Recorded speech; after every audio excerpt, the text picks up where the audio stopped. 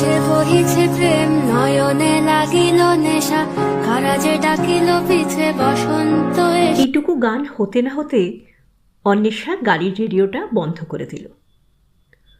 অর্জুন অবাক হয়ে বলল, কি হলো, গানটা তো ভালোই। ঝাঁঝিয়ে উঠল অন্বেষা, তোমার পক্ষে ভালো, আমার পক্ষে নয়। কবে বসন্ত আসে কবে চলে যায় আজ পর্যন্ত বুঝতেই পারলাম না। এই কিছুদিন আগে অবধি নিজে লেখাপড়া করলাম, এখন ছেলেকে করাচ্ছি। একবার স্কুল নিয়ে যাও, টিউশন নিয়ে যাও, পড়া মুখস্থ ধরো, এবার ক্লাস 10 হবে, আরও আমার চাপ বাড়বে। তুমি তো সুখে দিন কাটাও, আমার জীবনে আছেটা কি? আমার বয়সী হিরোইনরা এখনও বলিউড কাঁপাচ্ছে, আর আমি একটা 15 বছর বয়সী ছেলের মা। সকলে আমাকে আন্টি বলে বসে। এসব আর সহ্য করব না, আমি প্রেম করব। অর্জুন বলল, প্রেম তো এককালে আমার সঙ্গে করেছিলে বলে জানতাম, একবার করে স্বাদ মেটেনি, আবার করবে? হ্যাঁ, করব। অন্বেষার আত্মবিশ্বাস দেখে অর্জুন একটু সন্দিগ্ধ হলো। বলল, প্রেম করবে না অলরেডি করেছ? একটু খুলে বলো তো। অন্বেষা বলল, একজনকে আবার খুঁজে পেয়েছি। ও আগে আমার প্ল্যান বি ছিল। তোমার সঙ্গে না জমলে আমি ওকেই প্রপোজ করতাম। মাঝখানে যোগাযোগ ছিল না, এখন সে নিজেই অনলাইনে আমায় ফ্রেন্ড রিকোয়েস্ট পাঠিয়েছে। তা সেই দুর্ভাগ্যবান প্ল্যান বি, তাকে আমি কি চিনি? অর্জুন বলল, একটা হিন্ট দিচ্ছি, একসঙ্গে পড়লেও আমাদের থেকে সে 1 বছরের ছোট ছিল, বুঝলে? এখনও অবিবাহিত, মুম্বাইয়ের বিজনেসম্যান, একটুও ভুঁড়ি নেই। তার মানে আমিও সফল চার্টার্ড অ্যাকাউন্টেন্ট, শুধু একটু ভুঁড়ির জন্য আমায় ত্যাগ করবে? আর তুমিও কিছু প্রিয়াঙ্কা চোপড়া নও যে ছোট ছেলে তোমায় পছন্দ করবে। সে দায়িত্ব আমার। যদি আমি ঠিক করি, রণবীর কাপুরও আমায় পছন্দ করবে।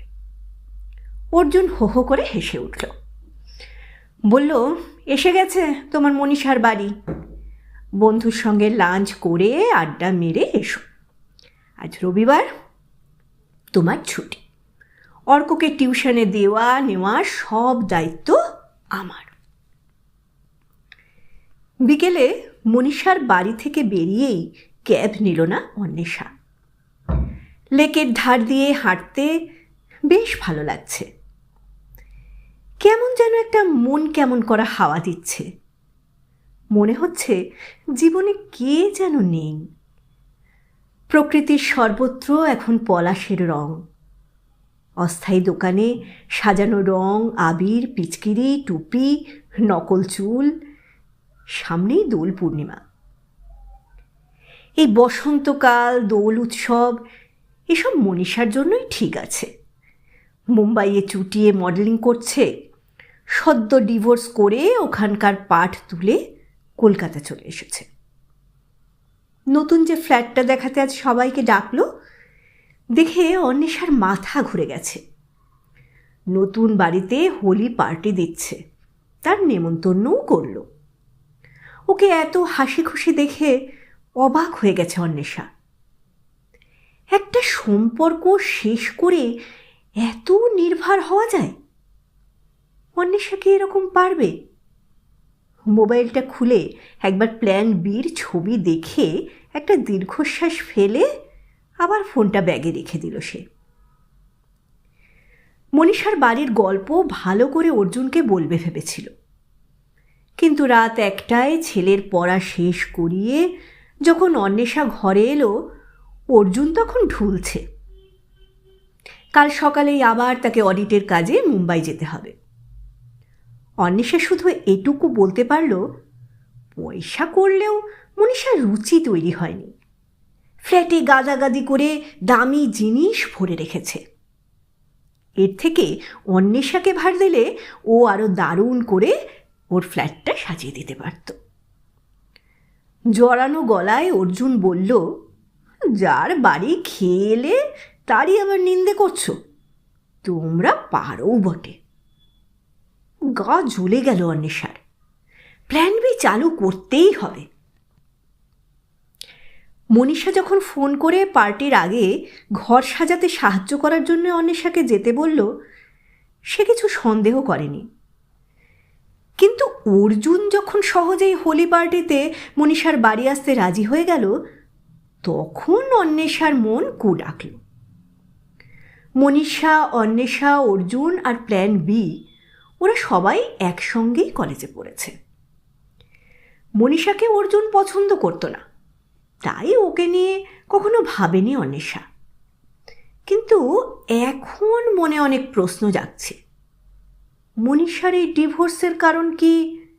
অর্জুনকে বলার পরই মনীষা ওকে ফোন করে ফ্ল্যাট সাজাতে বলল কেন?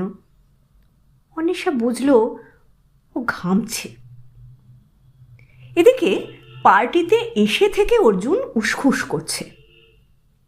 হঠাৎ তার হাত ছাড়িয়ে দরজার দিকে এগিয়ে গেল। দরজায় বিক্রমকে দেখে মুখ শুকিয়ে গেল অন্বেষার।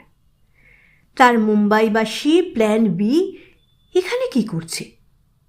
অর্জুনই বা কেন ওর কাছে এগিয়ে গেল? তাহলে অর্জুন কি সব বুঝে গেছে? বিক্রম আর অর্জুন অন্বেষার দিকে এগিয়ে আসছে।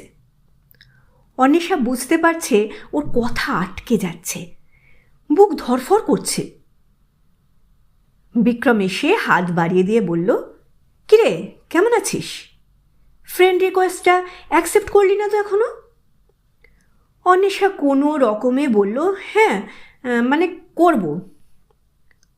অন্বেষার উত্তর শোনায় মন ছিল না বিক্রমের।